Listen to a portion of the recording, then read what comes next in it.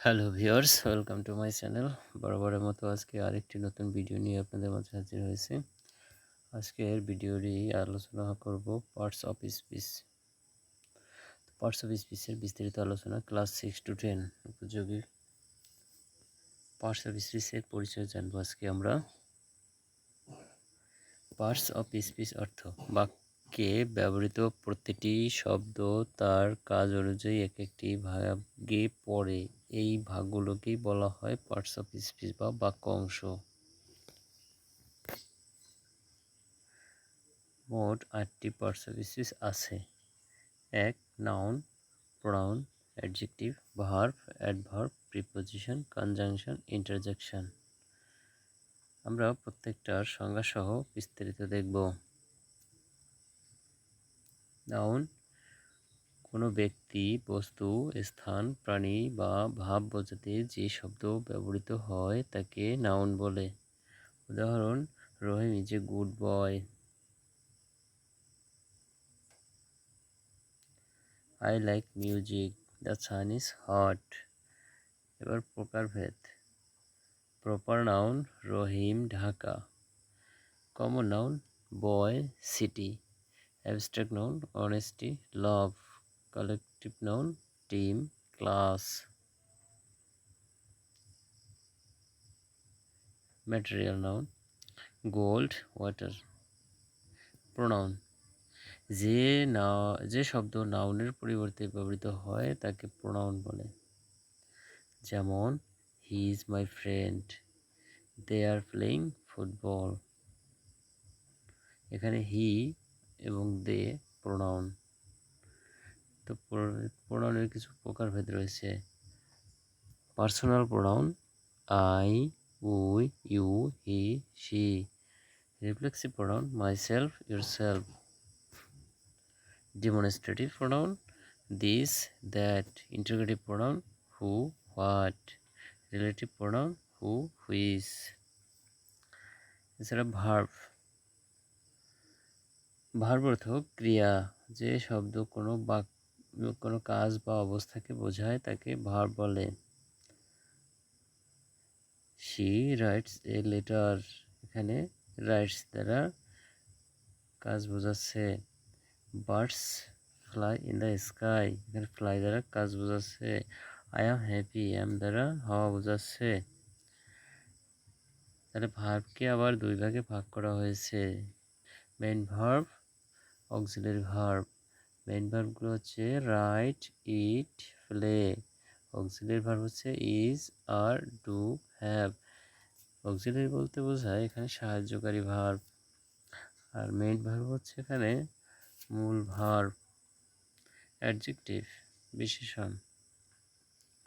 যে শব্দ কোনো নাউন বা প্রোনাউনের গুণ, সংখ্যা বা অবস্থা বোঝায় তাকে অ্যাডজেক্টিভ বলে। যদি উদাহরণে দেখি তাহলে he is a tall boy. এখানে tall. I have two pens. এখানে two. It is a beautiful flowers. এখানে বিউটিফুল। এগুলো হচ্ছে অ্যাডজেক্টিভ। এবার অ্যাডভার্ব হচ্ছে ক্রিয়া বিশেষণ।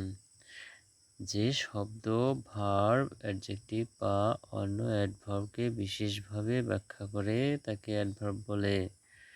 যেমন উদাহরণে যদি দেখি তাহলে he runs fast. She sings very well. The boy is too clever.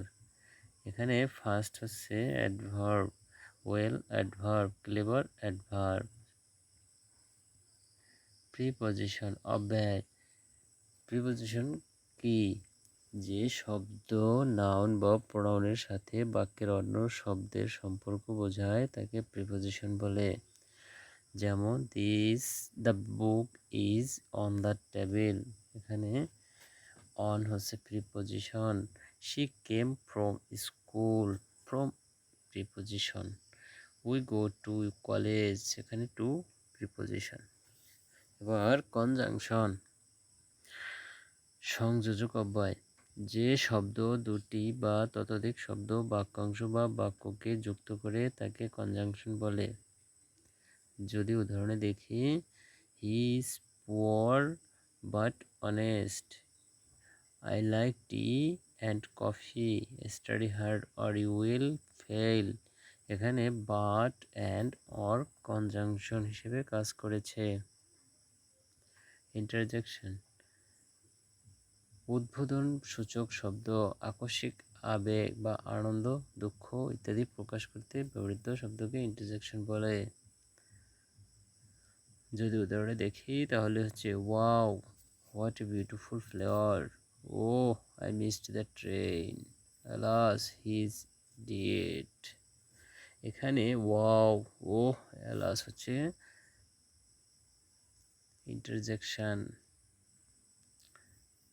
এবার আরও কিছু প্রশ্ন প্র্যাকটিস কোশ্চেন রয়েছে। নিচের বাক্য থেকে পার্টস অফ স্পিচ চিহ্নিত করতে হবে। The boy quickly ran to the school। এখানে কোনটা কোন পার্টস অফ স্পিচ আছে সেটা বলতে হবে। দেখো আমি ভাঙাই দিচ্ছি।